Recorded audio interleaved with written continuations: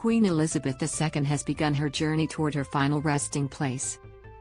On September 11, the late monarch's coffin was driven from her vacation home at Balmoral Castle, Scotland, where she died 3 days ago at age 96, to the Palace of Holyroodhouse in the city of Edinburgh, where it will remain for 1 day until it continues its route towards London, where a state funeral will take place next week.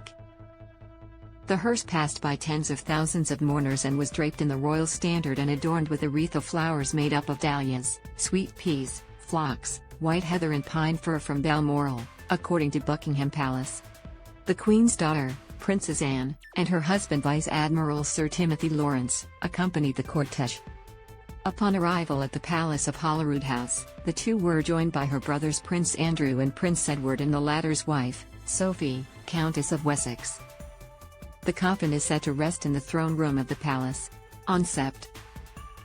12, the Queen's eldest son, King Charles III, and other members of the royal family will take part in a procession to convey the hearse to St. Giles Cathedral in Edinburgh, where a service will be held. For 1 day, the coffin will lie at rest in the church, guarded by vigils from the Royal Company of Archers, to allow the people of Scotland to pay their respects. The coffin is then set to be flown to England. The Queen's state funeral is due to be held on Sept. 19 at Westminster Abbey in London, the site of her 1953 coronation and 1947 wedding to Prince Philip, who died at age 99 in 2021.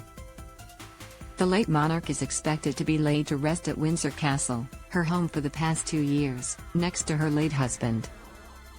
Her parents, King George VI, who died in 1952, and Queen Elizabeth the Queen Mother, who died in 2002, and sister Princess Margaret, who also died in 2002, are interred at the King George VI Memorial Chapel at St. George's Chapel in Windsor.